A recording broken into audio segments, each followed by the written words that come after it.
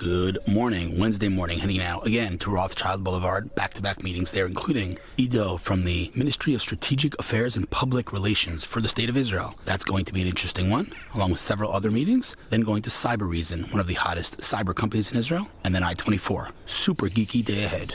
Pumped. Here we go.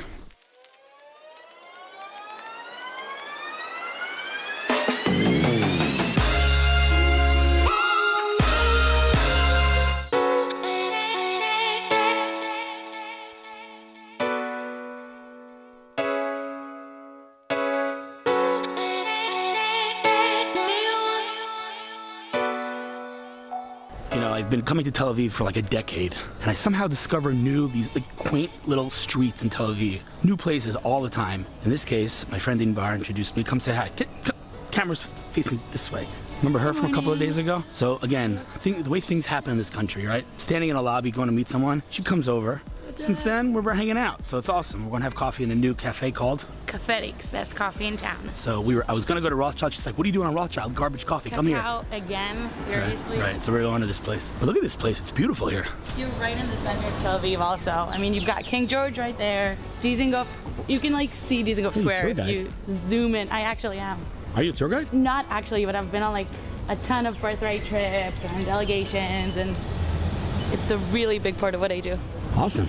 The building that we're going to is a regular building, but we have tourist groups coming here all the time with their little earphones. They listen to these cassettes telling them about the city. And this building actually used to be a school 60 years ago. I love that you know these things. I don't. I asked the tourists why they keep standing in front of this building and smiling. Okay, so wait, what's the story with this building? It used to be a school. Okay. And people who live here have these old ladies come up to them and tell them things like, when I was your age, I used to be a teacher here. It's really cute. Okay, so this area is called what? I don't know, Central Tel Aviv. So Central Tel Aviv. I never even heard of any of these streets. That's actually Kikar Dizengoff over there, the one they brought down. So we're going this way? This is the cafe. Wow, this really is funky. Ooh, I like it. I smell the coffee. Oh my God, it smells amazing. Oh my God, look at this, super funky. I like it. Are you wow, ready? Look who's here. Look who's, dude, you don't sleep, man? I don't sleep. It smells amazing in here. You've never been here? No, dude, my friend just introduced me. Who are you? Nil Zaval. The one and only. Love it, man. Get to work. I'll talk to you soon. The thing with Tel Aviv is you walk around, you bump into people like Nir Zavaro. What are you about to do, Nir? So on the 4th of September, I'm going to travel for 1 month in Europe. I'm going to do 19 lectures and 19 storytelling workshops. I'm a member of an organization called EO, 13,000 people all over the world, 170 different cities.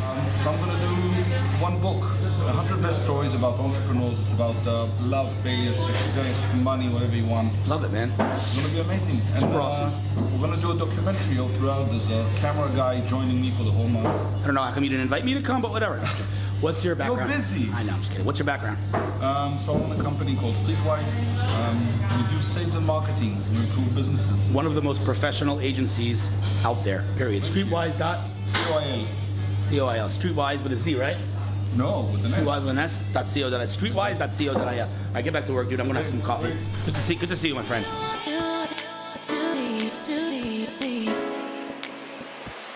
I think I found a favorite new cafe in Tel Aviv. Thanks, dude. That was awesome coffee. Honestly, one of the best coffees I've had in a very long time. I'm still going back there. This is my new meeting place, honestly. Thank you.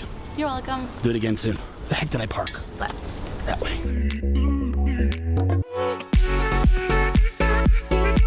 Made it to Rothschild for the next meeting. Parking. Today's my lucky day, and I'm on time.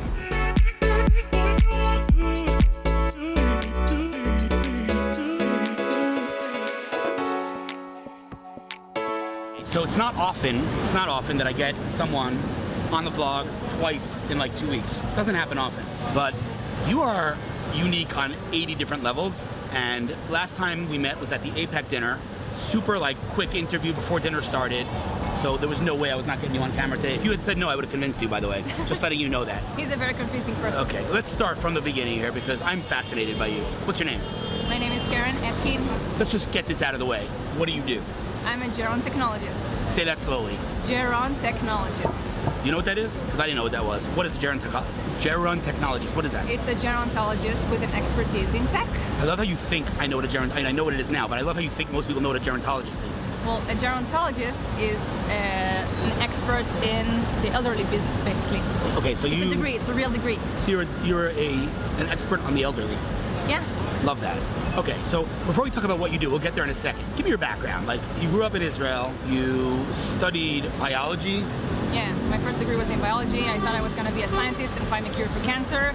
I later discovered that that was not what I wanted to do. I actually wanted to work with the elderly, so I got a degree in gerontology, and now I work at a startup for the seniors. We'll get there in a second. Hold on. I just want to say one thing.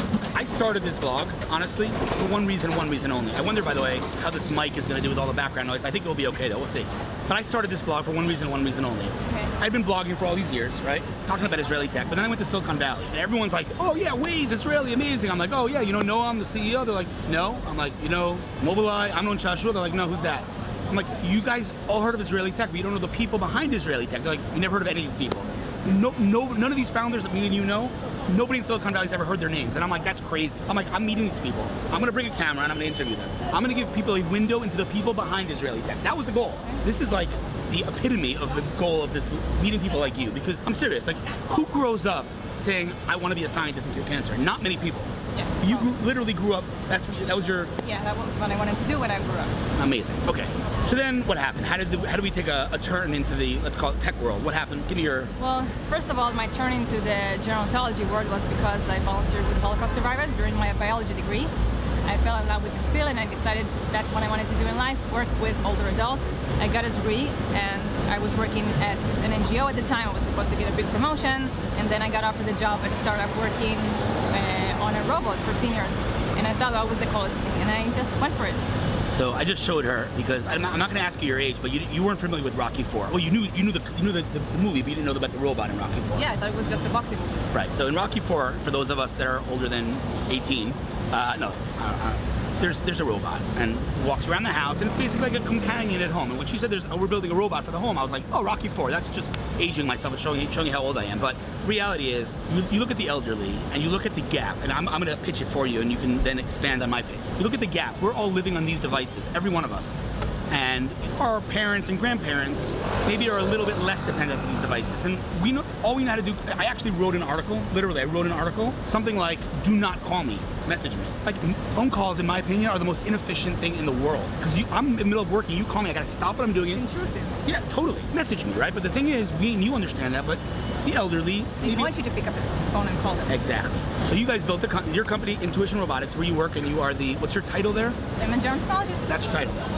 Chief Gerontologist Office. Okay, so the company kind of looked at the elderly market, let's call it, and said they want to communicate with their grandkids, their family, their friends, whatever it is, but they are not on WhatsApp and on FaceTime and all these things. So we're going to build a robot. Tell me about this. I'm going to shut up. Just tell me about it. We're going to build a social robot to help them communicate with family members better. So the grandchildren, which are my age, they can text, and the senior can just get the message through the robot. And it's a use their beautiful voice, thing. And all they have to do is use their voice to get the message, use their voice to reply. Super easy, super simple, and also obviously it does a bunch of other things like entertainment, productivity, but so the core offering, I would say, if I had to like use one word to describe what the user experience of this robot called, by the way, what's the name of the robot? It's LEQ. LEQ. If you had to use one word, I would say the word would be inclusive, because it's including seniors back in the digital world, including them in the digital experiences that we all have daily. Technology is such a huge part of our lives, and they shouldn't be left out. Okay, so that's a great word. I was actually going in another direction. Okay. At the end of the day, what's preventing the elderly generation from using this technology is lack of digital orientation, basically. Right? But that's the symptom. What's the actual disease? Lack of intuitive products. Yeah, exactly. Hence the name of the company, Intuition Robotics. Yeah. You guys are building something super duper intuitive that will have zero friction, that will just be totally natural for the elderly to use and to communicate. Exactly. So what are the functionality besides let's say a FaceTime call or like a message? What else could it do? Offer them activities proactively, so it can sense their surroundings, and it can decide that now is a good time to go for a walk or to play a game. So and it can also respond to commands like put a TED Talk on, play some music, what's on the news, that sort of thing. So this is like, let's call it the Alexa or Google Home for the older generation. It's much more than that because robots can move. Right. Oh, they that's another thing. And when it talks to you, it looks at you, and that's a whole new experience. I don't think we've ever experienced that. Yeah, of course. Beautiful product. It's amazing.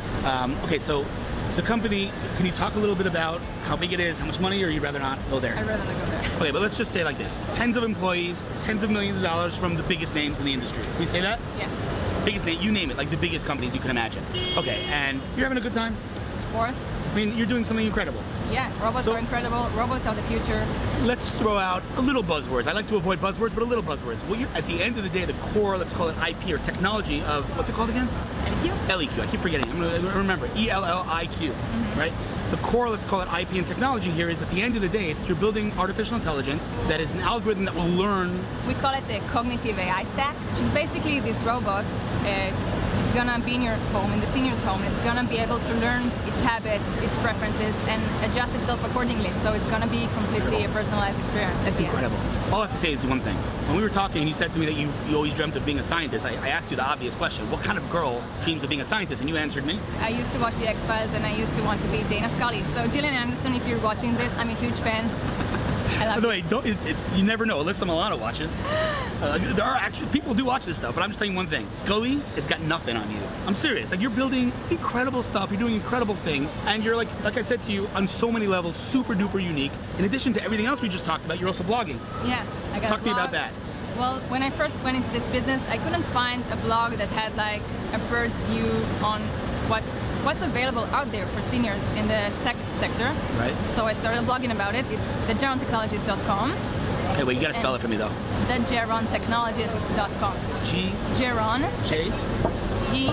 I'm gonna spell these things. R-O-N. Technologist.com. Okay, beautiful. And awesome. And you're blogging. How often do you blog? I don't have as much time as I would like to, but I gotta up your game. How often do you blog? Like once a week? Less? Less. No, we gotta work on this. I know. Can I tell you something real quick? What? Real quick, and this is not for now, it's a longer discussion, but Okay. someone once told me something brilliant. Opening up a website or a blog is like opening up a restaurant, okay? What's the most important thing in a restaurant? Having guests? No, for you as a consumer, you go to a restaurant, what's the most important thing? Food. Food, that's the product, right? That's your content. If food's not good, I'm not coming back. What's the second most important thing in a restaurant? Service? Service. Food's great, but it takes an hour to get there. The content's great, but the site is not optimized. It's not a good consumption experience. Broken links, errors, not mobile app. It's not a good experience. I'm not gonna come back.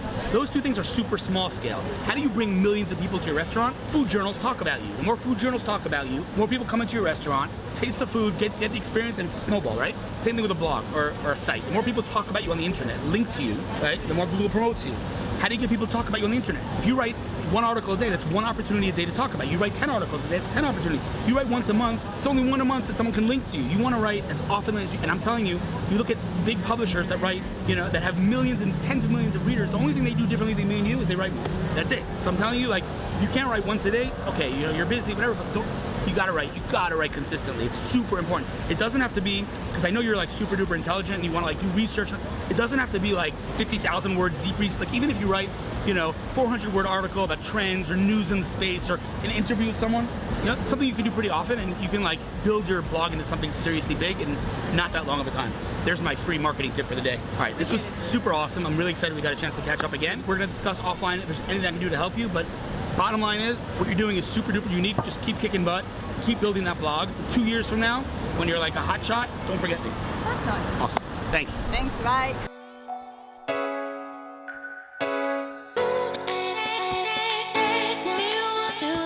This guy right here, we're going to meet Cyber Reason, Elon Dre. I have a special place in my heart for you. You know why? Thank you. Why? Because I did you a very sexy, cool business card. I designed my logo. He's like a top designer in this country, and he did it just as a friendly favor, and I still use it, and I still get compliments. Yesterday, someone complimented me on it. You deserve it big time for all what you do. I appreciate everything. Let's go see your company, man.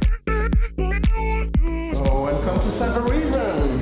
Look at it. Oh, it's beautiful.